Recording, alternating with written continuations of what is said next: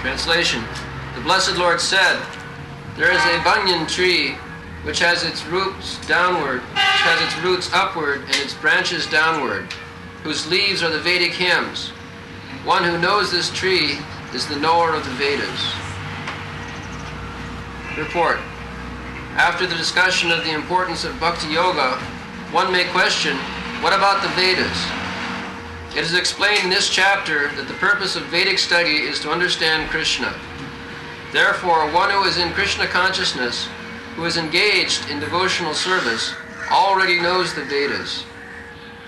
The entanglement of this material world is compared here to a banyan tree.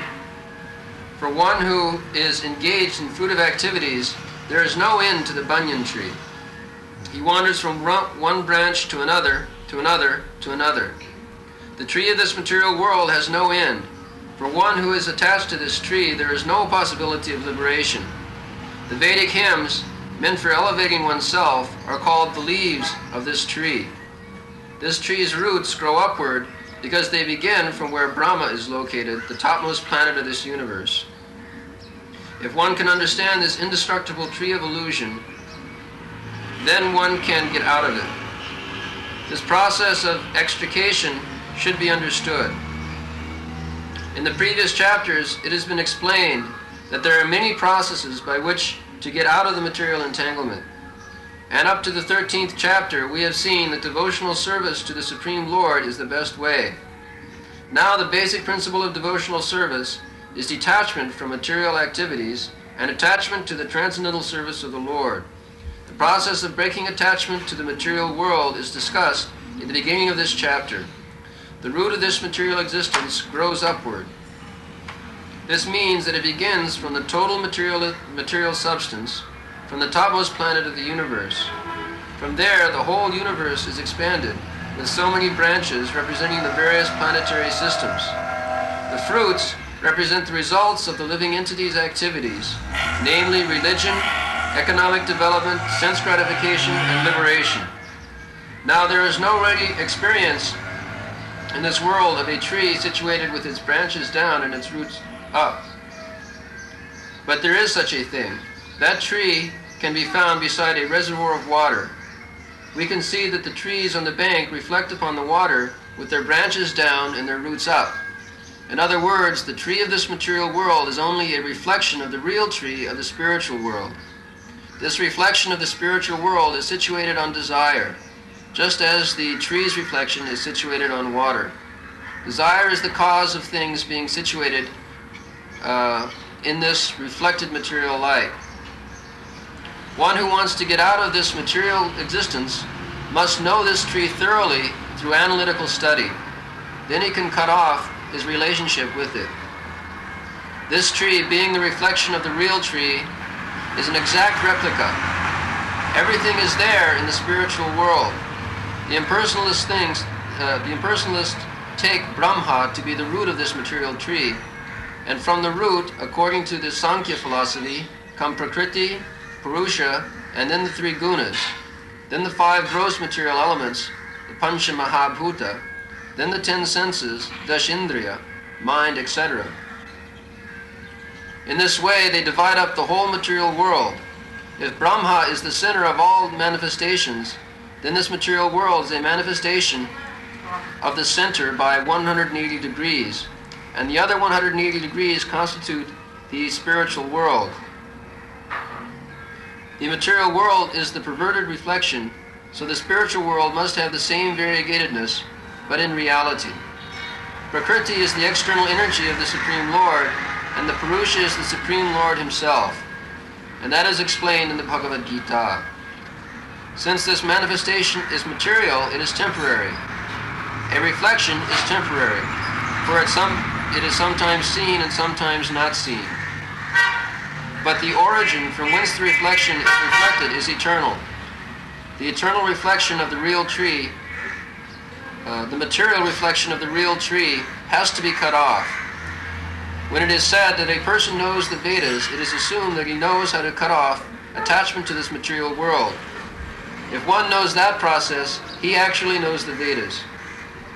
One who is attracted by the ritualistic formulas of the Vedas is attracted by the beautiful green leaves of the tree. He does not exactly know the purpose of the Vedas. The purpose of the Vedas, as disclosed by the personality of Godhead himself, is to cut down this reflected tree and attain the real tree of the spiritual world.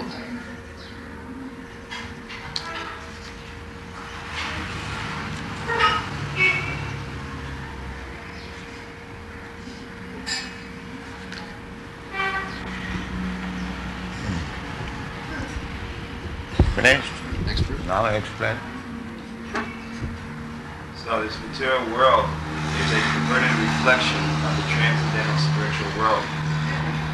Everything that we find here we can trace its origins to the spiritual world. Just like we have... Therefore it is said, Urdhva Moolam. Moolam means root.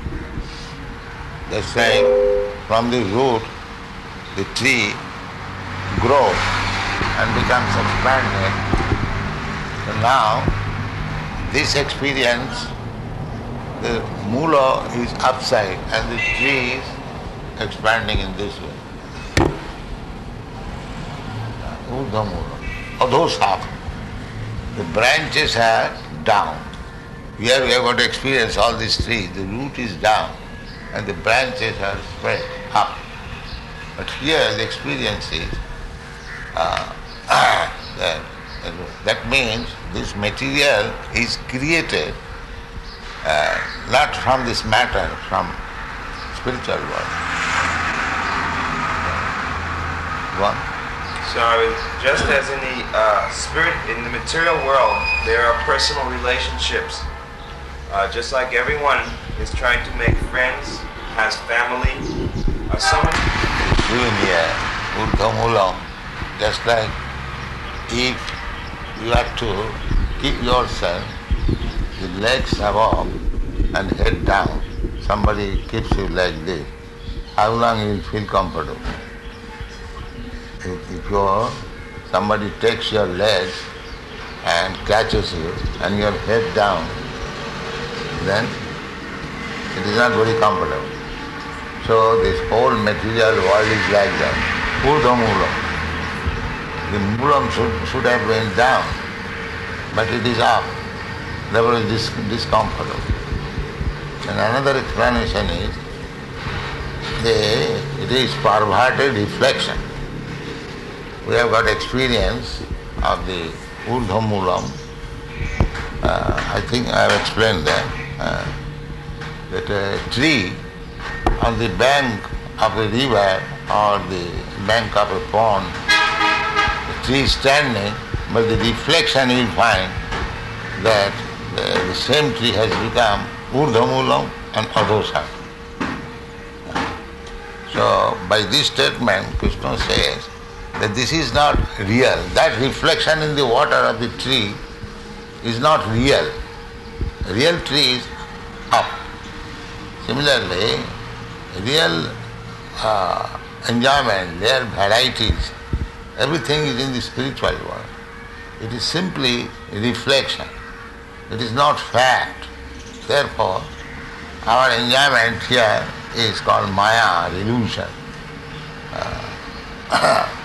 So in later slokas, Krishna has described how to get out of this Mayic reflection and go to the real tree. That has been described.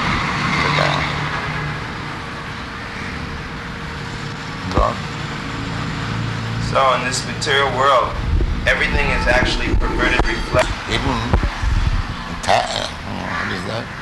Macmillan Company, the trades manager, statistics, they have said that our Bhagavad Gita sale is increasing, other Bhagavad Gita decreasing.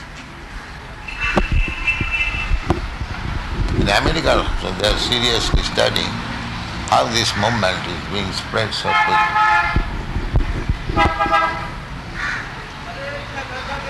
People ask me also how it is wonderfully increasing. And because there is no adulteration.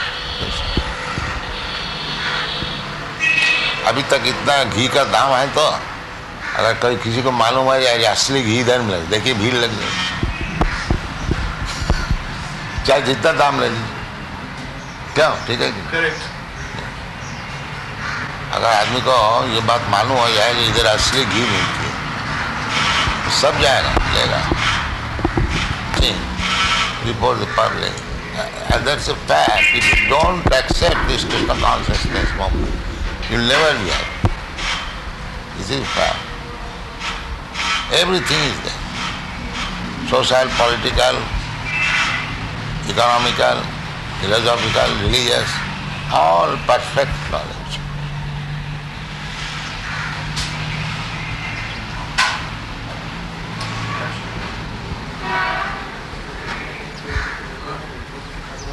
So, what is to be done next? Prabhupada. Prasad. Prasadam.